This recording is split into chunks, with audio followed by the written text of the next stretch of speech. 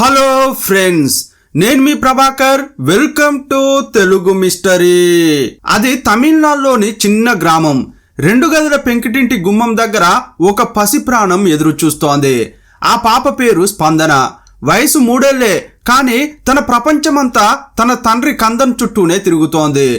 దూరం నుంచి ఏదైనా లారీ హారన్ వినిపిస్తే చాలు, చేతిలో బొమ్మను కింద పడేసి నాన్న వచ్చేశాడు అని కేరింతలు కొడుతూ వీధిలోకి పరిగెడుతోంది. ఆ పాపకు తన తండ్రి ఒక హీరో. ఆ తండ్రికి తన పాప ఒక ఏంజిల్. చనిపోయిన తన తల్లే కూతురుగా పుట్టిందని ఆ తండ్రి గారాబం చేసేవాడు.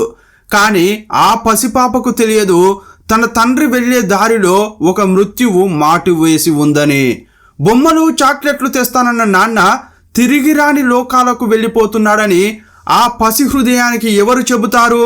మరోవైపు లారీ స్టీరింగ్ పట్టుకున్న కందన్ కళ్ళల్లో కూతురి రూపమే కదలాడుతోంది. వెళ్లేటప్పుడు తన చిట్టి చేతులతో వేళ్లు నిమురుతూ చాక్లెట్లు అడిగిన స్పందన మాటలనే గుర్తు చేసుకుంటున్నాడు. తిరుగు ప్రయాణంలో బిడ్డ కోసం సంచి నిండా బిస్కెట్లు చాక్లెట్లు కొని దాచిపెట్టాడు. అది అర్ధరాత్రి సమయం. నిర్మానుష్యమైన రోడ్డు, ఇరువైపులా ఏపుగా పెరిగిన చెట్లు. ఆ రాత్రి కొమ్మలను కదల్చకుండా అవి ఒద్దికగా ఉన్నాయి. లారీ ఇంజన్ శబ్దం తప్ప చుట్టూ మరే శబ్దం వినిపించడం లేదు. ఆ నిశ్శబ్దం కందన్ మనసులో ఏదో గుబులు పుట్టిస్తోంది. ఆ రోజుల్లో ప్రజలకు అవసరమైన వస్తువులను ఒక చోటు నుండి మరో చోటుకు రవాణా చేయడంలో లారీలే కీలకం. లారీ డ్రైవర్లు ఒక చోట నుంచి ఇంకో చోటుకు సరుకులు రవాణా చేయకపోతే జనానికి పూట గడవదు. అప్పట్లో కంటైనర్లు చాలా తక్కువగా ఉండేవి. అందువల్ల ట్రాన్స్పోర్టేషన్కు లారీలే దిక్కయ్యాయి. ఈ కందన్ కూడా తన లారీలో విలువైన వస్తువులను తీసుకుని నిర్మానుష్యమైన రోడ్డుపై వెళ్తున్నాడు. అప్పుడు సడన్ గా చెట్టుపై నుంచి ఏదో ఒక నీడ లారీ మీదకు దూకింది.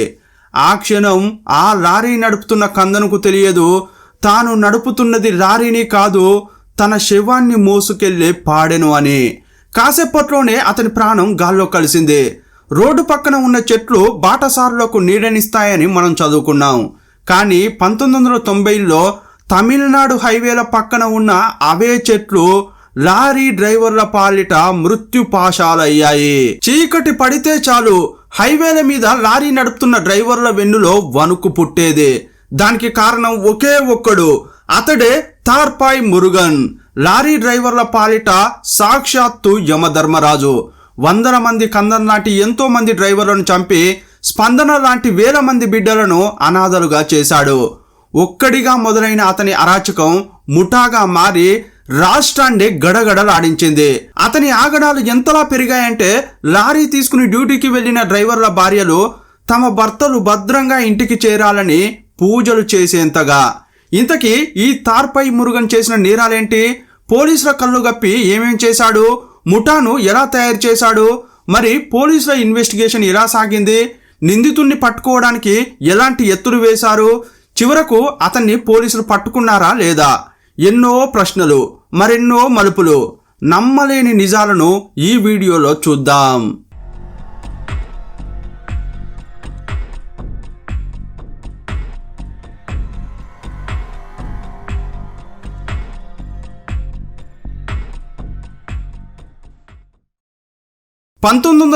లో అంటే 45 ఏళ్ల క్రితం ఇప్పుడు ఉన్నట్లుగా మిక్సీలు, గ్రైండర్లు, ఫ్రిడ్జ్లు, వాషింగ్ మిషన్లు ఎక్కువ ఇళ్లలో ఉండవు.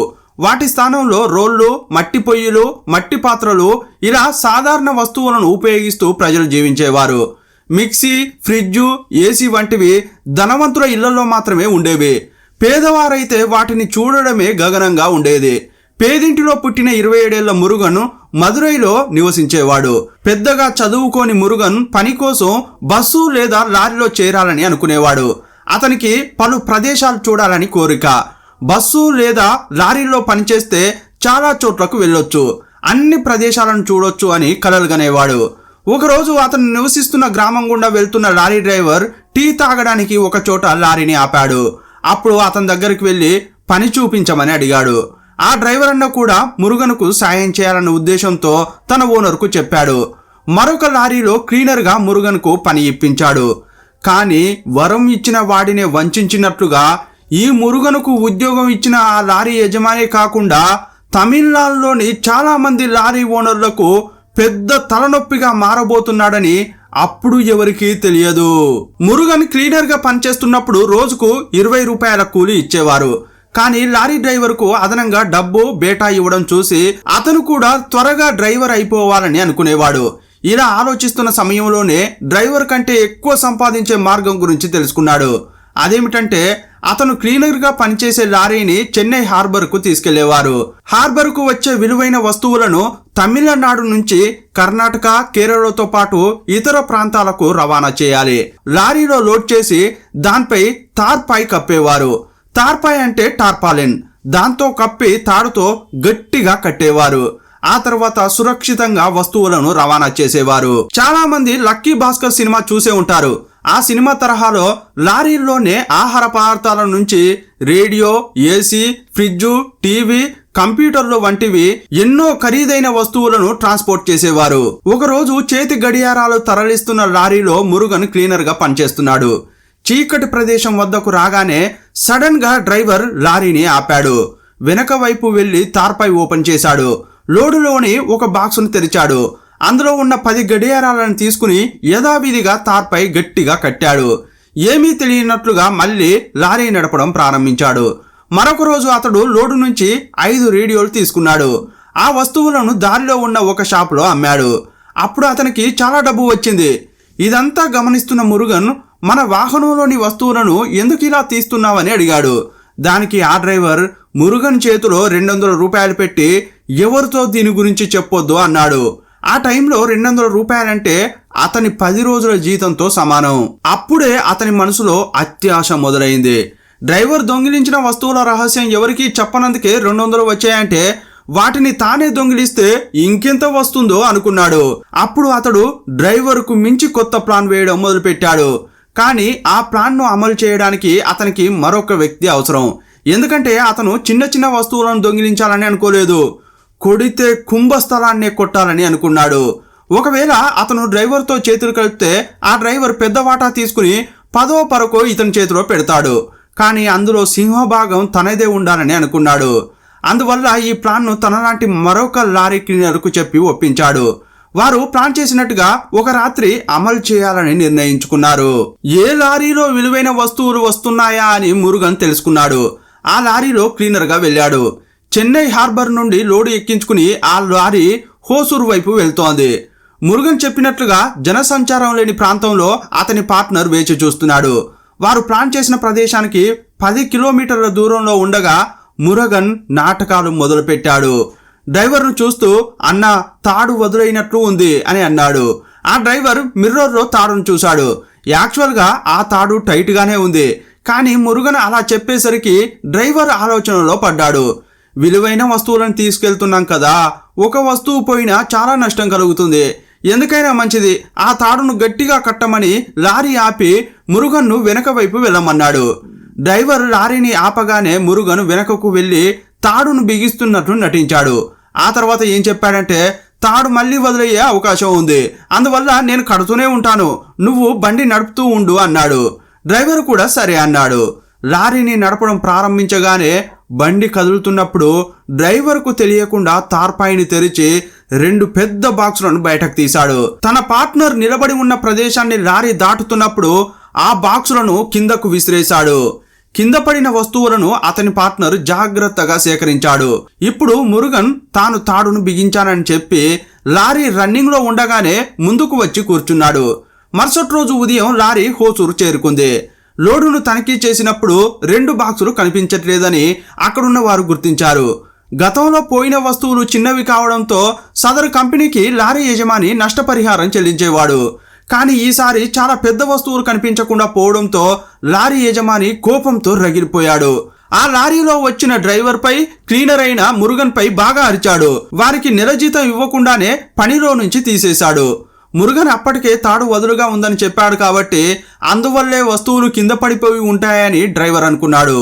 మురుగన్ తన ఉద్యోగం కోల్పోయినప్పటికీ ఒక పెద్ద వస్తువును దొంగిలించానన్న సంతోషంలో ఉన్నాడు. వెంటనే వెళ్లి తన పార్ట్నర్ను కలిశాడు. ఆ వస్తువులను తీసుకెళ్లి ఒక షాప్లో అమ్మారు. అప్పుడు వారికి వచ్చిన అమౌంట్ ఎంతో తెలుసా? అక్షరాల 30,000. 20 రూపాయలకు కూలి చేసే వ్యక్తికి ఒక రాత్రిలో 30,000 చేతిలో పడ్డాయి. అతను ఒక్క రాత్రిలోనే తన జీతానికంటే 1000 రెట్లు ఎక్కువ సంపాదించాడు. మురుగన్ ఆనందానికి హద్దులు లేకుండా పోయింది. పార్ట్నర్ చేతిలో 5,000 పెట్టి 25,000 జేబులో వేసుకున్నాడు. ఆ డబ్బుతో ఉద్యోగం పోయిందన్న బాధ లేకుండా సంతోషంగా ఊరికి చేరుకున్నాడు. ఇంతకీ అతను కొట్టేసిన వస్తువులు ఏంటంటే కంప్యూటర్లు. అప్పట్లో అవి చాలా ఖరీదైనవి. కంప్యూటర్లు అప్పుడప్పుడే ఈ లోకానికి పరిచయం అవుతున్నాయి. వాటి విలువ అప్పుడు చాలా ఎక్కువ. 1990లో ఒక కంప్యూటర్ విలువ 70,000 నుండి 1,00,000 రూపాయల వరకు ఉండేది. ప్రస్తుత ధరల్లో లెక్కిస్తే అప్పట్లో దాని విలువ 6 లక్షల రూపాయలకు సమానం. కానీ తర్వాతి కొద్ది సంవత్సరాల్లోనే కంప్యూటర్ ధర చాలా పడిపోయింది. రక్తం రుచి మరిగిన పులి ఊరికే ఉంటుందా? ఒక్కసారి డబ్బు రుచిని చూసిన మురుగన్ కూడా ఊరుకోలేదు. గతంలో దొంగతనం చేసిన మురుగన్ మళ్ళీ దొంగతనాలు చేయాలని నిర్ణయించుకున్నాడు. కానీ ఈసారి చెన్నైకి వెళ్లకుండా తన గ్రామంలో మరియు ఉసులంపట్టి సమీపంలో కేరళకు వెళ్లే లారీలను లక్ష్యంగా చేసుకున్నాడు. అందుకోసం ఒక ప్లాన్ వేశాడు. తన గ్రామంలో ఉద్యోగం లేని 10 మంది చాకులు లాంటి యువకులను ఎంచుకున్నాడు. వారితో ఒక ముఠాను తయారు చేశాడు. అప్పట్లో రోడ్లకు ఇరువైపులా గుబురుగా చెట్లు ఉండేవి. వాస్తవంగా చెప్పాలంటే అవి రోడ్డుకు గొడుగులా ఉండేవి. కింద రోడ్లు సరిగా ఉండకపోయేవి. గోతులతో ఎగుడు దిగుడుగా ఉండి వాహనాలు ప్రయాణించడం చాలా కష్టంగా ఉండేది. ఈ పరిస్థితులను తనకు అనుకూలంగా మార్చుకున్నాడు. తన గ్రామంలో మరియు సమీప గ్రామాల్లో గతుకులుగా ఉన్న రోడ్లను గమనించేవాడు. చెట్లు కూడా గుబురుగా ఉన్నాయా అని చెక్ చేసేవాడు. స్పాట్ను కరెక్ట్గా ఎంచుకునేవాడు. చెట్లపైకి తన ముఠాలో సగం మందిని ఎక్కమనేవాడు. వారు చేతిలో కత్తి తీసుకుని చెట్లపైకి ఎక్కి వేచి చూసేవారు. ఇప్పుడు వారు ఉన్న ప్రదేశానికి దగ్గరలో ఇంకో చెట్టు మీద టార్చ్ లైట్ పట్టుకుని మురుగన్ కూర్చునేవాడు. అర్ధరాత్రి వేళ లోడ్తో కూడిన లారీ తనను దాటి వెళ్తున్నప్పుడు తన ముఠాకు టార్చి లైట్ వెలిగించి సిగ్నల్ ఇచ్చేవాడు. అలాగే వారిని దాటి వెళ్తున్నప్పుడు చెట్టు మీద కాపు కాసిన యువకులు అలర్ట్ అయ్యేవారు. చీకటి మాటున కదిలే లారీపైకి డేగల్లాగా దూకి క్షణాల్లో లోడును మాయం చేసేవారు. కత్తితో తార్పాయిను కోసి బాక్సులను కిందికి విసిరేసేవారు. విసురుతున్న బాక్సులను ఆల్రెడీ చెట్టు వెనుక దాక్కున్న మరో సగం మంది వాటిని తీసుకునేవారు. ఒక్కొక్కటిగా చెట్టు వెనుక దాచేవారు. ఆ తర్వాత వారు ఆ బాక్సులను మోసుకెళ్లి మురుగన్ ఇంట్లో పెట్టేవారు. తర్వాతి రోజుల్లో వారు ఆ వస్తువులను అమ్మి డబ్బు సంపాదించేవారు. వారు నిరంతరంగా ఇలాంటి దొంగతనాలు చేయడం ప్రారంభించారు. అయినా పోలీసులు వారిని కనిపెట్టలేకపోయారు. దానికి కారణం ఏంటంటే హార్బర్ నుండి వచ్చే లారీ దాదాపు 300 కిలోమీటర్లు ప్రయాణిస్తుంది. కాబట్టి ఆ వస్తువులు ఎక్కడ చోరీ అవుతున్నాయో పోలీసులు కనిపెట్టలేకపోయారు. ఇదే సమయంలో ఈ ముఠా దొంగిలించే వస్తువులు ఎల్లవేళలా విలువైన వస్తువులుగా ఉండకపోయేవి. కొన్నిసార్లు చాలా తక్కువ ధర కలిగిన వస్తువులను ఎక్కువ రిస్క్ చేసి దొంగిలించేవారు. అలాంటప్పుడు మురుగన్ అసహనానికి లోనయ్యేవాడు. ఇంత ప్లాన్ చేస్తే గిట్టుబాటు కూడా కాలేదే అని రగిలిపోయేవాడు. దీన్ని అధిగమించడం కోసం ఏం చేయాలని బాగా ఆలోచించాడు. అప్పుడే అతడు మరొక ప్లాన్ వేశాడు. హార్బర్లో పనిచేస్తున్న ఒక వ్యక్తికి డబ్బు ఇచ్చేవాడు. ఖరీదైన వస్తువులను తీసుకెళ్లే లారీలను గమనించి సమాచారం ఇవ్వాలని చెప్పేవాడు. ఫలానా లారీలో ఫలానా వస్తువులు వెళ్తున్నాయన్న సమాచారం మురుగన్కు అందేది. అవి ఎప్పుడు బయలుదేరాయో కూడా ఆ వ్యక్తి చెప్పేవాడు. వాటిలో ఖరీదైన వస్తువులు తీసుకొస్తున్న లారీ కోసం ముఠాతో మాటు వేసేవాడు. కానీ ఈసారి అతను టోటల్గా ప్లాన్ చేంజ్ చేశాడు. ఇప్పుడు చెట్టు మీద నుండి దూకి దొంగతనం చేయట్లేదు. దానికి బదులుగా ఒక మినీ లారీలో వచ్చి తన ప్లాన్ను అమలు చేయడం ప్రారంభించాడు. నిజానికి అతడు చేసే రాబరీ అచ్చం సినిమాలోని సన్నివేశంలా అనిపిస్తుంది. కానీ అతడు అలాగే చేశాడు. రాబరీ చేయడం కోసమే మురుగన్ కొత్త మినీ లారీని కొన్నాడు. ఖరీదైన వస్తువులను తీసుకుని హార్బర్ నుండి బయలుదేరిన లారీని అనుసరించేవాడు. ఆ లారీలు రాత్రిపూట గతుకులుగా ఉన్న రోడ్లను దాటుతున్నప్పుడు నెమ్మదిగా వెళ్ళేవి. ఆ లారీల వెనుకే వెళ్ళేవాడు. ఇప్పుడు హెడ్ లైట్లు ఆన్ కాకపోవడంతో వెనక వాహనం వస్తుందన్న విషయం తెలియక లారీ డ్రైవర్ తన పాటున తాను వెళ్ళేవాడు. ఇప్పుడు మురుగన్ తన లారీని ముందు వెళ్తున్న లారీకి దగ్గరగా తీసుకువెళ్తాడు. ఈ సమయంలో అతని ముఠాకు చెందిన యువకులు ముందున్న లారీలోకి దూకేవారు. వస్తువులను ఒక్కొక్కడిగా మినీ లారీలోకి విసిరేవారు. పని పూర్తయిన తర్వాత ఎస్కేప్ అయ్యేవారు. మరుసటి రోజు లారీ గమ్యస్థానానికి చేరుకున్న తర్వాతే రాబరీ జరిగిన విషయాన్ని డ్రైవర్ గమనించేవాడు. ఆ లోడులో సగం వస్తువులు కనిపించకపోయేవి. మురుగన్కు కలిసొచ్చిన విషయం ఏంటంటే ఆ సమయంలో పోలీస్ చెక్ పోస్టులు చాలా అరుదుగా ఉండేవి. రాత్రి సమయంలో ప్రయాణించే వాహనాల సంఖ్య కూడా చాలా తక్కువగా ఉండేది. అందువల్లే అతను దొంగతనం అనే పనిని చాలా సీరియస్గా చేశాడు. ఇలాంటి సమయాల్లోనే మురుగన్ దొంగ నుండి హంతకుడిగా మారాడు. ఒకసారి వారు దొంగతనం చేస్తున్నప్పుడు ఆ లారీ నిండా కంప్యూటర్లు ఉన్నాయి. ఆ అవకాశాన్ని ఎట్టి పరిస్థితుల్లో వదులుకోకూడదని భావించారు. ఈసారి లారీ మొత్తాన్ని దొంగిలించాలని నిర్ణయించుకున్నారు. అందువల్ల బరితెగించి ప్రవర్తించారు. లారీని ఆపి డ్రైవర్ను క్లీనర్ను చంపేశారు. ఆ లారీలోని లోడ్ మొత్తం కొట్టేశారు. కంప్యూటర్ల విలువ 8 కోట్ల రూపాయలని తెలిసి తార్పాయ్ మురుగన్ చాలా సంతోషించాడు. ఇక అప్పటి నుండి టీవీలు, ఏసీలు వంటి ఖరీదైన వస్తువులను తీసుకెళ్లే లారీ డ్రైవర్లను, క్లీనర్లను దారుణంగా చంపడం ప్రారంభించాడు. లారీలోని లోడ్ మొత్తాన్ని దొంగిలించడం కొనసాగించాడు. ఇలాంటి సమయంలో లారీలో నడిపే తమ భర్తలకు ఎటువంటి ప్రమాదం కలగకూడదని వారి భార్యలు భయంతో పూజలు కూడా చేసేవారు. ఖరీదైన వస్తువులను ట్రాన్స్పోర్ట్ చేయాలంటే డ్రైవర్లు కూడా జడుసుకునేవారు. మురుగన్ ఆగడాలు రోజు రోజుకు పేటరేగిపోయాయి. గుడినే కాదు, గుడిలో లింగాన్ని కూడా దోచేయాలన్నట్లుగా అతని ఆలోచనలు ఉండేవి. పోలీసులు కూడా అతన్ని పట్టుకోకపోవడంతో మురుగన్కు తల బిరుసు పెరిగిపోయింది. ఈ క్రమంలో లారీ యజమానులంతా ఏకమయ్యారు. పోలీసులను నమ్ముకుంటే పని కాదని వారు ఒక ప్లాన్ వేశారు. ఆ ప్లాన్ ప్రకారం 11 మంది కిరాయి హంతకులను ఏర్పాటు చేశారు. లారీల్లో సరుకును కొట్టేస్తున్న ముఠాను చంపాలని డీల్ మాట్లాడుకున్నారు. ఒకరోజు ఆ తార్పై లోపల ఆ 11 మంది కిరాయి హంతకులు దాక్కున్నారు. ఇది తెలియని మురుగన్, అతని ముఠా సభ్యులు లారీలోకి దూకారు. కానీ అందులో వారు ఊహించని విధంగా కిరాయి హంతకులు కత్తులతో లేచి నిలబడ్డారు. వారిని చూడగానే మురుగన్, అతని ముఠా సభ్యులు తప్పించుకోవడానికి చాలా ప్రయత్నించారు. మిగతా వారు తప్పించుకోక మురుగన్ మాత్రం వారికి దొరికిపోయాడు. ఈ మురుగనే నాయకుడని కిరాయి హంతకులకు ఏమీ తెలియదు. అతన్ని వారు విచక్షణ రహితంగా పొడిచి బయటకు విసిరి పారేశారు. ఒళ్ళంతా గాయాలతో మురుగన్ రోడ్డుపై పడిపోయాడు.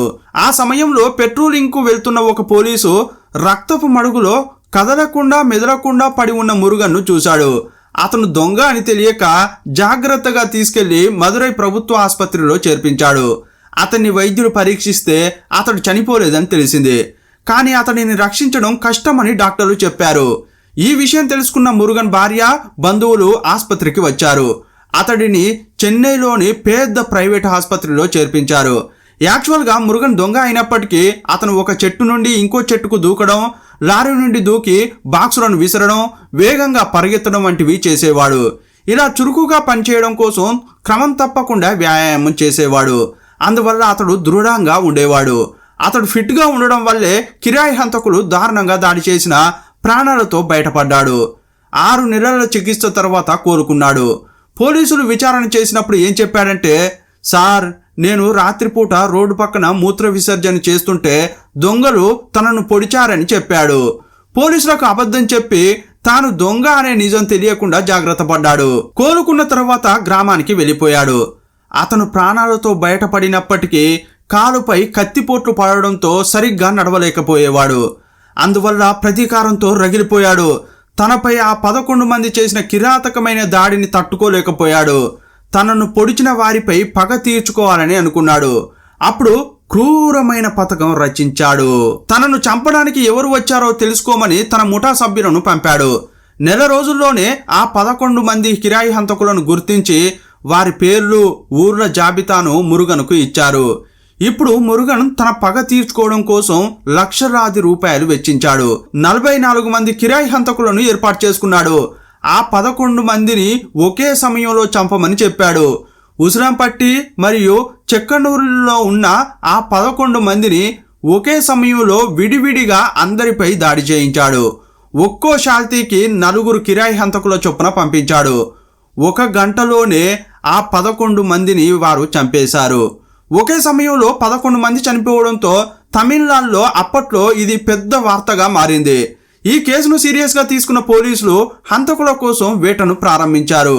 కానీ వారిని ఎక్కువగా వెతికించకుండానే మురుగనే వెళ్లి పోలీసులకు లొంగిపోయాడు. తాను చేసిన నేరాలను ఒప్పుకున్నాడు. ఇకపై దొంగతనాలు చేయనని, పద్ధతి మార్చుకుని బుద్ధిగా ఉంటానని కోర్టులో చెప్పాడు. పరిస్థితిని గమనించిన జడ్జి అతడు మారడానికి ఒక అవకాశం ఇవ్వాలని అనుకున్నారు. అందుకే అతనికి 8 ఏళ్ల జైలు శిక్ష విధించారు. ఈ సంఘటనకు సంబంధించిన వార్త న్యూస్ పేపర్లో వచ్చినప్పుడు ఇదే హాట్ టాపిక్ గా మారింది. తార్పాయి మురుగన్గా పత్రికల్లో అతని గురించి రాసేవారు. అతను జైల్లో సత్ప్రవర్తనతో ఉండడం వల్ల 5 ఏళ్లకే విడుదలయ్యాడు. 3 ఏళ్లు ముందుగానే ఇంటికి వచ్చాడు. కానీ పూర్తిగా మారాలని అనుకున్న అతని జీవితంలో ఊహించని సంఘటనలు జరిగాయి. జైల్లో ఉన్నంత వరకు అతను బాగానే ఉన్నాడు. కానీ ఇంటికి వచ్చిన తర్వాత ఆలోచనలను అదుపులో ఉంచుకోలేకపోయాడు. ఇంతకు ముందు కుయుక్తులతో దొంగతనాలు, హత్యలు చేసిన తార్పాయి మురుగన్ ప్రశాంతంగా నిద్రపోలేకపోయాడు. నిద్రలోనూ ఉలుక్కుపడి లేచేవాడు. దొంగతనం, హత్యల గురించి కలవరించేవాడు. ఇది చూసి అతని కుటుంబం భయపడి తార్పాయి మురుగన్ను ఆసుపత్రిలో చేర్పించింది. కానీ వారు ఎంత ప్రయత్నించినా డాక్టర్లు అతడిని నయం చేయలేకపోయారు. 50కి పైగా హత్యలు చేసి ఎంతో మంది ఉసురు పోసుకున్న తార్పాయి మురుగన్ పిచ్చోడయ్యాడు. చివరకు 2002లో చనిపోయాడు. కోర్టులు శిక్షించకపోయినా అతడు చేసిన దుర్మార్గాలే అతడిని శిక్షించాయని చెప్పుకుంటుంటారు. కందన్ లాంటి ఎందరో డ్రైవర్లను చంపి స్పందన లాంటి బిడ్డలను అనాథలను చేసిన పాపం ఊరికే పోతుందా? అతడు చేసిన పాపాలే శాపాలై అతన్ని కాటేశాయి. మురుగన్ అతి తక్కువ సమయంలో ఎక్కువ డబ్బు సంపాదించాలని అడ్డదారిని ఎంచుకున్నాడు. తాత్కాలికంగా కోట్లు గడించినా అది అతనికి ప్రశాంతతను కానీ గౌరవాన్ని కానీ ఇవ్వలేదు. ఏ అడ్డదారి అయినా మొదట పూలబాటలాగే కనిపిస్తుంది, కానీ అది చివరికి మృత్యువు అనే అగాధంలోకి నెట్టేస్తుంది. కష్టపడి సంపాదించే ఆ 20 రూపాయలు గిట్టుబాటు కాదని మురుగన్ దొంగతనం మొదలుపెట్టాడు. కానీ శ్రమ లేకుండా దోచుకున్న కోట్లాది రూపాయలు అతని ప్రాణాన్ని కాపాడలేకపోయాయి. చెమట చిందించి సంపాదించిన రూపాయి ఇచ్చే తృప్తి రక్తం చిందించి సంపాదించిన కోట్లలో ఉండదు. చట్టం కళ్ళల్లో మట్టి కొట్టవచ్చు, సాక్ష్యాలు లేకుండా తప్పించుకోవచ్చు, కానీ మనం చేసే ప్రతి పనికి కర్మ అనేది ఒకటి ఉంటుంది. మురుగన్ విషయంలో కర్మ ఎంత బలంగా పనిచేసిందంటే అతడిని చంపడానికి ఏ ఆయుధం వాడలేదు. అతని జ్ఞాపకాలే అతడిని చంపేశాయి. చట్టం నుంచి తప్పించుకున్న కర్మ నుంచి ఎవరూ తప్పించుకోలేరు. వందలాది కుటుంబాల్లో చీకటి నింపిన ఆ రాక్షసుడిని ఆఖరికి తన సొంత మనసే నిలువనీయకుండా వేటాడి చంపేసింది. అందుకే అంటారు, పాపం పండక మానదు, కర్మ శిక్షించక వదలదు అని. పాపం పుణ్యం పట్టించుకోకుండా దుర్మార్గంతో విర్రవీగి నేరాలు చేసే ప్రతి ఒక్కరిని భూమాత సహనంతో భరిస్తుంది. ఏదో ఒక రోజు విధి వక్రించి సీన్ రివర్స్ అవుతుంది. అప్పుడు కర్మ తన ప్రతాపం చూపిస్తుంది. పాపాలను ఎంతో సహనంతో భరించిన ఆ నేల తల్లి అర్ధంతరంగా తనలో కలిపేసుకుంటుంది. డబ్బే శాశ్వతం అని మోసాలు చేసిన వారు చివరకు తీసుకుపోయేది ఏమీ ఉండదు. కానీ వారు చేసిన పాపాలు, నేరాలు శాశ్వతంగా నిలిచిపోతాయి. ఆ పాపాలు, నేరాలు వారినే కాదు, వారి వారసులను కూడా పీడిస్తాయి. ఇలాంటి పాపపు సొమ్ముకు ఆశపడి దుర్మార్గాలు చేసి విలాసవంతమైన జీవితం గడిపే బదులు కష్టపడి న్యాయంగా సంపాదించిన తక్కువ సంపాదనతోనైనా సంతోషంగా బతకొచ్చు. పడుకోగానే ప్రశాంతంగా నిద్రపోవచ్చు. ఎన్ని కోట్లు ఖర్చు పెట్టినా ఎవరూ కొనలేనిది ఏమన్నా ఉందంటే అది మనశ్శాంతి. కష్టపడి పనిచేసేవాడు, నిజాయితీగా బతికేవాడి దగ్గర అది కోకొల్లలు ఉంటుంది. కానీ మోసాలు, దోపిడీలు, దుర్మార్గాలు చేసే వారి దగ్గర ఉంటుందా లేదా అనేది మీరే చెప్పాలి. ఈ వీడియోపై మీ అభిప్రాయం ఏంటో కామెంట్ బాక్స్లో రాయండి. మరో వీడియోలో మళ్ళీ కలుసుకుందాం. అప్పటి వరకు సెలవు. జై హింద్.